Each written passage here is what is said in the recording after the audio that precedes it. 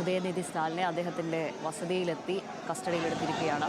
നിയമപരമായി നേരിടുമെന്നാണ് ഉദയനിധിയുടെ പ്രതികരണം. എന്തായാലും തമിഴ്നാട് രാഷ്ട്രീയത്തിൽ വലിയ നാടകീയമായ രംഗങ്ങൾ അരങ്ങേറുകയാണ്. നിയമപരമായി നേരിടുമെന്ന് ഉദയനിധി സ്റ്റാലിൻ പറഞ്ഞു. പക്ഷേ ഒരു പ്രശ്നത്തെ രാഷ്ട്രീയമായി നേരിടുന്നതിന് പകരം സ്ത്രീകൾക്കെതിരെ അടക്കം ആംഗ്യങ്ങളും വേർത്ത പ്രയോഗങ്ങളും ചേഷ്ടകളുമൊക്കെ നടത്തി വിമർശിക്കുന്നത് പ്രത്യേകിച്ച് ഉദയനിധിയെ പോലെയുള്ള ഒരു യുവനേതാവിന് ചേരുന്ന കാര്യമേ അല്ല. അത് അദ്ദേഹത്തിൻ്റെ ഭാഗത്തു നിന്നും ഉണ്ടായിട്ടുണ്ട്. അതിൻ്റെ ഭാഗമായിട്ടാണ് ഈ കസ്റ്റഡിയിലെടുക്കുന്നതും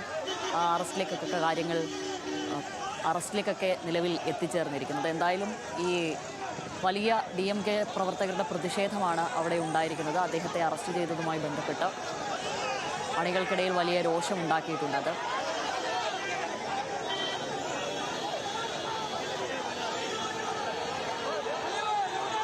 വളരെ പണിപ്പെട്ട് തന്നെ പോലീസുകാർ അവിടെ രംഗം ശാന്തമാക്കാനും ഉദയനിധിയുമായുള്ള വാഹനത്തെ കടത്തിവിടുവാനും ശ്രമിക്കുകയാണ്.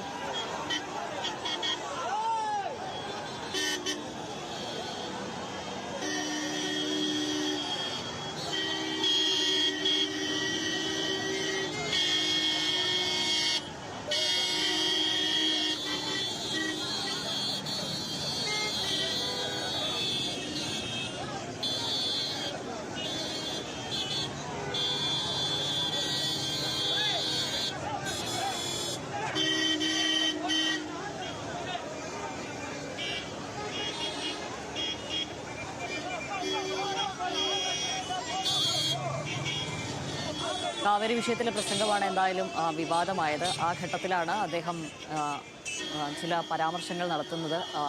അതായത് കാവേരി ജനങ്ങളുടെ അടിസ്ഥാനപരമായ പ്രശ്നങ്ങൾക്ക് പകരം മുഖ്യമന്ത്രി വിജയിക്ക് മറ്റു ചില കാര്യങ്ങളിലാണ് താല്പര്യമെന്ന് പറയുകയായിരുന്നു തഞ്ചാവൂരിലെ പ്രസംഗത്തിനിടെ ഉണ്ടായത്.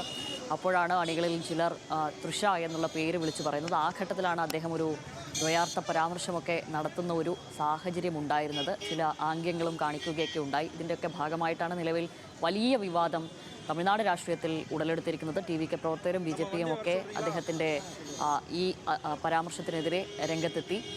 വലിയ വിമർശനമാണ് ഉദയനിധിക്കെതിരെ നിലവിൽ സാമൂഹ്യ മാധ്യമങ്ങളിൽ അടക്കം ഉയരുന്നത്. ഗൗതം തുടരുന്നുണ്ട്. ഗൗതം എന്തായാലും നിയമപരമായി നേരിടും എന്നാണ് ഉദയനിധി പറഞ്ഞിരിക്കുന്നത്. പക്ഷേ രാഷ്ട്രീയപരമായി ഒട്ടും ശരിയല്ലാത്തൊരു സമീപനം ഈ ഘട്ടത്തിൽ ഉദയനിധിയുടെ ഭാഗത്തു നിന്നും ഉണ്ടായിരിക്കുന്നു എന്ന് തന്നെയല്ലേ നമുക്ക് പറയാൻ കഴിയും? ശ്യാമിലി, തീർച്ചയായിട്ടും ഉദയനിധിയെ സംബന്ധിച്ചിടത്തോളം നമുക്കറിയാം, തമിഴ്നാടിൻ്റെ രാഷ്ട്രീയ സാഹചര്യത്തിൽ പുതിയ നേതാവ് ഉദയം ചെയ്യുന്നതിൻ്റെ അലയൊലികൾ അല്ലെങ്കിൽ വലിയ പ്രതീക്ഷയോടുകൂടി തമിഴ്നാട് രാഷ്ട്രീയം നോക്കിക്കാണുന്ന ഒരു നേതാക്കളിൽ പെട്ട ഒരാളാണ് ഉദയനിധി സ്റ്റാലിൻ. സ്വാഭാവികമായും നേരത്തെയും ഉദയനിധി സ്റ്റാലിൻ നടത്തിയിട്ടുള്ള പല പ്രതികരണങ്ങളും സാമൂഹ്യപരമായ ഇടപെടലുകളുമൊക്കെ തന്നെ വലിയ പ്രശംസ നേടുകയും ചെയ്തിട്ടുണ്ട്, പലതും വിവാദത്തിലാവുകയും ചെയ്തിട്ടുണ്ട്. എങ്കിൽ പോലും വളരെ രാഷ്ട്രീയ ക്ലാരിറ്റിയോടുകൂടി സംസാരിക്കുന്ന അല്ലെങ്കിൽ രാഷ്ട്രീയപരമായി വളരെ ഉത്തരവാദിത്തത്തോടു കൂടി പെരുമാറുന്ന നേതാക്കളുടെ കൂട്ടത്തിലാണ് ഉദയനിധി സ്റ്റാലിൻ ഉൾപ്പെടുക.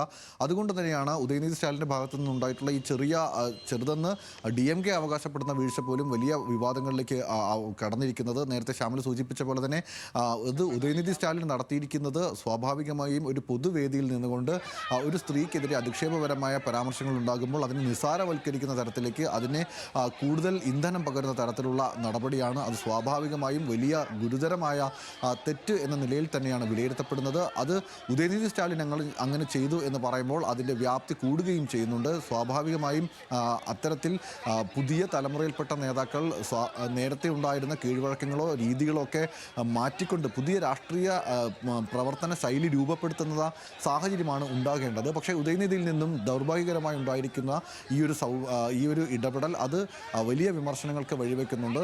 സാമൂഹ്യ പ്രവർത്തകരും അതോടൊപ്പം തന്നെ ആക്ടിവിസ്റ്റുകളുമായിട്ടുള്ള വിവിധ ആളുകൾ, പല മേഖലയിൽ നിന്നുള്ള പല രാഷ്ട്രീയ കക്ഷിയിൽപ്പെട്ട ആളുകൾ ഉദയനിധിയുടെ ഈ പ്രവൃത്തിക്കെതിരെ വിമർശനവുമായി രംഗത്തെത്തിയിട്ടുണ്ട്. അത് സ്വാഭാവികമായും വിമർശിക്കപ്പെടേണ്ട ചെയ്തി തന്നെയാണ് എന്നതിൽ തർക്കവുമില്ല. പക്ഷേ അപ്പോഴും നേരത്തെ സൂചിപ്പിച്ച DMKയുടെ പ്രതിരോധം ഇത് ഉദയനിധി സ്റ്റാലിനെ നിശബ്ദനാക്കാനുള്ള, പ്രതിപക്ഷ സ്വരങ്ങളെ നിശബ്ദമാക്കാനുള്ള നീക്കമാണെന്നും ഉദയനിധി സ്റ്റാലിൻ തൃഷയെ അപമാനിക്കുന്ന തരത്തിലേക്ക് അല്ലെങ്കിൽ ഏതെങ്കിലും സ്ത്രീകളെ അപമാനിക്കുന്ന തരത്തിൽ ഒരു പ്രസ്താവനയും നടത്തിയിട്ടില്ല എന്നുമാണ് DMK പ്രതിരോധിക്കാൻ ശ്രമിക്കുന്നത്. ആ പ്രസംഗത്തിൻ്റെ പൂർണ്ണമായ വീഡിയോ ഉൾപ്പെടെ പുറത്തുവിട്ടുകൊണ്ടുള്ള പ്രതിരോധമൊക്കെ നടക്കുന്നുണ്ട്. പക്ഷേ എങ്കിൽ പോലും ഉദയനിധി സ്റ്റാലിൻ അത് പറഞ്ഞില്ലെങ്കിൽ പോലും അത്തരത്തിൽ പ്രചരണം നടത്തുന്ന അണികളെ നിയന്ത്രിക്കാനോ അതിനെ തടയാനോ അത്തരം ഒരു പ്രസ്താവന ഉണ്ടാകുന്ന സമയത്ത് അല്ലെങ്കിൽ ഒരു പ്രതികരണം വേദിയിൽ നിന്നുണ്ടാകുന്ന സമയത്ത് അതിനെ തടയുന്നതിന് ശ്രമിക്കാതെ അതിനൊപ്പം നിൽക്കുകയും ഇന്ധനം പകരുകയും ചെയ്യുന്ന രീതിയിൽ ഇടപെട്ടു എന്നതാണ് ഉദയനിധി സ്റ്റാലിൻ ഇതിനകത്ത് ചെയ്തിരിക്കുന്ന ഏറ്റവും ഗുരുതരമായ പിഴവും ഗുരുതരമായ തെറ്റും. അത് നിയമപരമായി തന്നെ നേരിടേണ്ട ഒരു സാഹചര്യത്തിലേക്ക് ടി വിക്ക് പോയതും അതുകൊണ്ടാണ്. അതിനെ തനിക്കെതിരായ ആരോപണത്തെ നിയമപരമായി തന്നെ നേരിടാൻ ഒരുങ്ങുകയാണ് ഉദയനിധി സ്റ്റാലിനും DMKയും. ഇന്ന് 12 മണിക്ക് ഇതുമായി ബന്ധപ്പെട്ടിട്ടുള്ള മുൻകൂർ ജാമ്യാപേക്ഷ തേടിയിട്ടുള്ള ഹർജി മദ്രാസ് ഹൈക്കോടതി പരിഗണിക്കും. നിലവിൽ കസ്റ്റഡിയിലെടുത്ത സാഹചര്യത്തിൽ അത് പരിഗണിച്ചതിന് ശേഷമായിരിക്കും, അതായത് കോടതിയുടെ നടപടി വന്നതിന് ശേഷമായിരിക്കും ഈ മുൻകൂർ ജാമ്യ ഹർജിയിൽ കോടതി എന്താണോ തീരുമാനിക്കുന്നത് അതിനനുസരിച്ചായിരിക്കും പോലീസിൻ്റെ തുടർ നടപടി ഉണ്ടാകുക. എന്തായാലും ഒരു കാര്യം ഉറപ്പാണ്, ഇത്തരത്തിൽ പൊതുവേദികളിൽ നിന്നുകൊണ്ട് പൊതുമധ്യത്തിൽ നിന്നുകൊണ്ട് രാഷ്ട്രീയത്തിൽ സമൂഹത്തിലൊക്കെ തന്നെ സ്ത്രീകളെ അപമാനിക്കുന്ന, സ്ത്രീകളെ ഒബ്ജക്റ്റിഫൈ ചെയ്യുന്ന അത്തരം പരാമർശങ്ങൾ നടത്തുന്ന, അധിക്ഷേപകരമായ ഇടപെടൽ നടത്തുന്ന ആളുകൾക്ക് ഇത്തരം സംഭവങ്ങൾ ഇങ്ങനെ കേസെടുത്ത് നിയമപരമായി അതിൻ്റെ ചോദ്യം ചെയ്ത് നടപടികളിലേക്ക് പോകുന്ന ഒരു രീതി അത് സ്വാഭാവികമായ മുന്നറിയിപ്പായി പരിഗണിക്കപ്പെടും. അത് വലിയ തരത്തിലുള്ള ചർച്ചകൾക്ക് വഴിവെക്കും. എന്തായാലും ഉദയനിധി സ്റ്റാലിൻ ഒരുപക്ഷെ കോടതിയിൽ വാദിക്കാൻ പോകുന്നത് താൻ ഇത്തരത്തിൽ പരാമർശം നടത്തിയിട്ടില്ല, അത് വേദിയിലുണ്ടായിരുന്നവരാണ് പരാമർശങ്ങളൊക്കെ നടത്തിയത് എന്നൊക്കെയായിരിക്കും. പക്ഷേ ആ പരാമർശം കേൾക്കുമ്പോൾ അതിനെ അനുകൂലിക്കുന്ന തരത്തിൽ ഇടപെടുകയും ചിരിക്കുകയും ഒക്കെ ചെയ്യുന്നത് ആ കുറ്റം ചെയ്യുന്നതിന് തുല്യമാണ് എന്ന നിലയിലായിരിക്കും TVക്ക് കോടതിയിൽ വാദങ്ങൾ ഉന്നയിക്കുക. എന്തായാലും അതുമായി ബന്ധപ്പെട്ടുള്ള കോടതി, ഈ മുൻകൂർ ജാമ്യാപേക്ഷയുമായി ബന്ധപ്പെട്ട് കോടതി എടുക്കുന്ന നിലപാട് വളരെ സുപ്രധാനമായ ഒരു ഇടപെടലായി മാറുകയും ചെയ്യും.